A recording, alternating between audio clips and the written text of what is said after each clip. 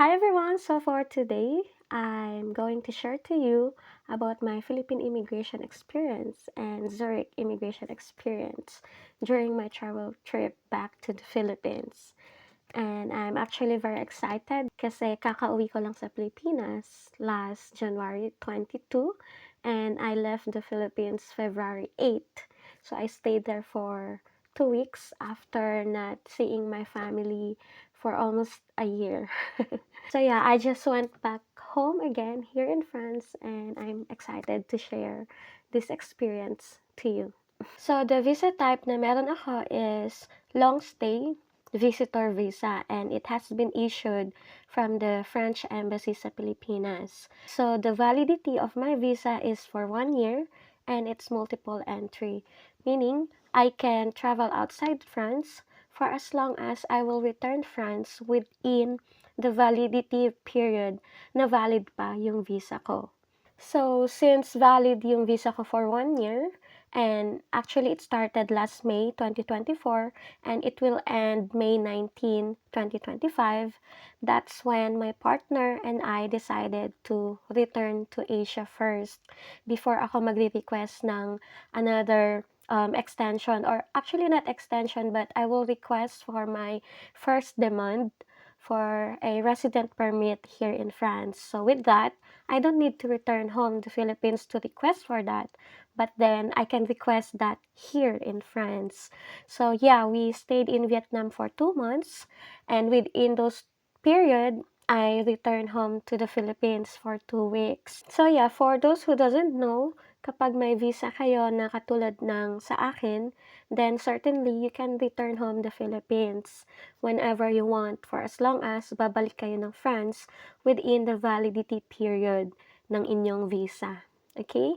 So here it goes for my immigration experience in Zurich kasi ang airport ng exit ko from Europe is Zurich. And ang hiningi lang nila sa akin is my passport, of course, and my boarding pass.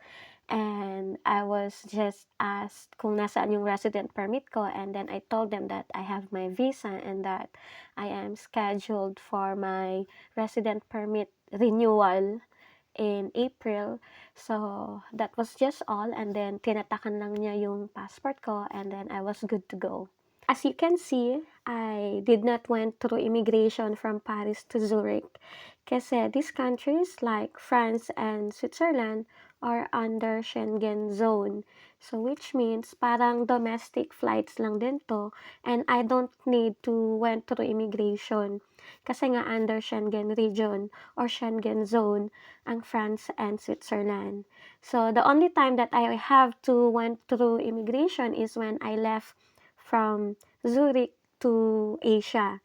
So, ang immigration na nag-check sa akin is sa Zurich na. And the experience with the immigration was smooth as usual.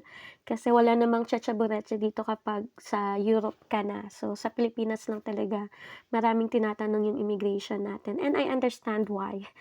When I arrived back to the Philippines in January 22, ang hinanap lang sa akin sa immigration nung pagdating ko is just my passport, of course. And tinataka na nila. That's all. They did not ask anything from me.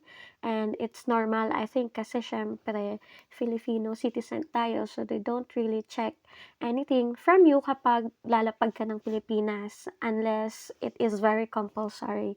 Pero syempre, you still have to ready your supporting documents pa rin from your end kasi in case na hahanapin nila sa inyo, diba? And then, for my departure naman from the Philippines and returning to Vietnam, ang experience ko was smooth din naman and wala masyadong problema. So, for my first inspection, of course, I just gave my passport with my boarding pass and I was just asked for a couple of questions from the Philippine immigration.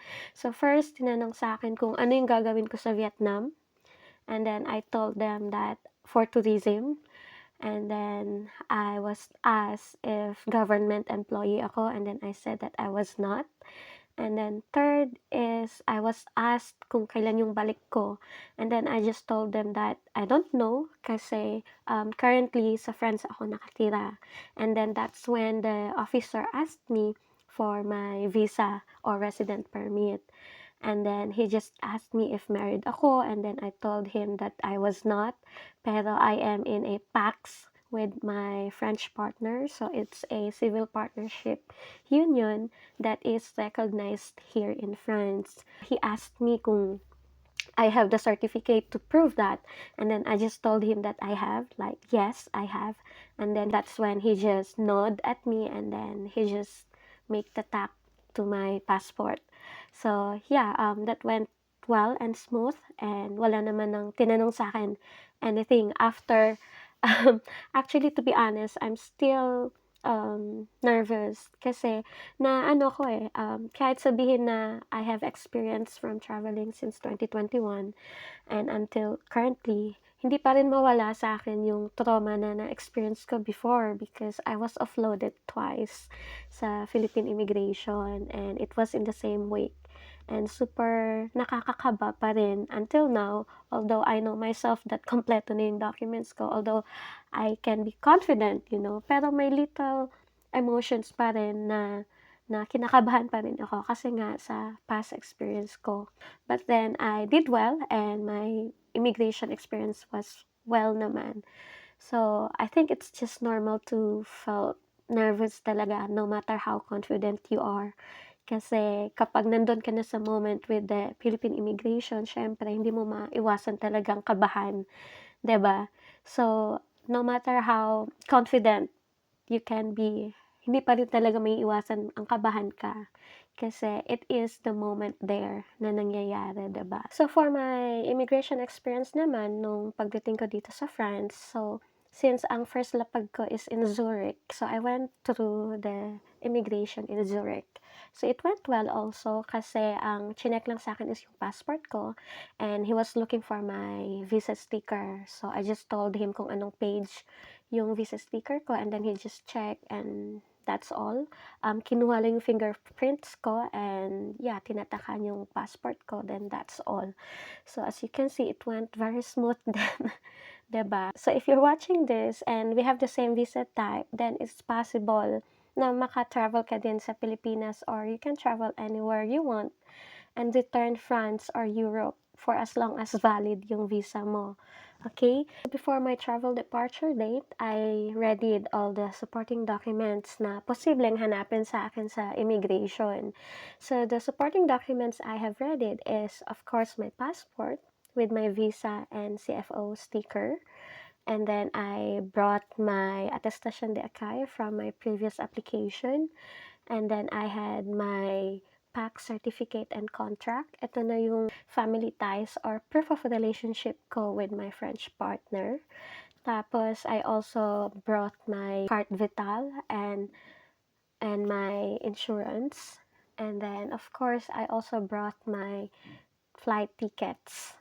So lahat yon ni-ready ko. So as you can see, I was really ready for my travel, that I readied all the possible documents na hanapin sa akin. So although I was not asked for all of it, but then it is still advisable na ready ka before your travel dates. Kasi you can never tell kung sino yung immigration officer na haharap sa'yo. So it's always best to ready all these documents before your travel departure para naman kung hanapin sa'yo sa immigration, nakahanda ka. So yeah, that was my immigration experience from the Philippines and here in Europe. So I think for my final tip, ang maibibigay ko na lang sa inyo is that always be ready. Okay, dapat ready kayo sa inyong travel departure. Dapat ready kayo sa mga documents na kakailanganin nyo during your travel trip. And dapat aware kayo sa travel dates and everything related sa travel plans nyo kasi all of this will be asked sa'yo. So yeah, that's all for today. My name is Jill, and I'm a Schengen visa consultant expert, helping Filipino travelers to process their Schengen visa application and visit Europe. You can find me on Facebook, TikTok, and YouTube. If you're curious to know what are the visa services that I offer, feel free to visit my website. Thank you for watching this video, and I'll see you next time. Bye!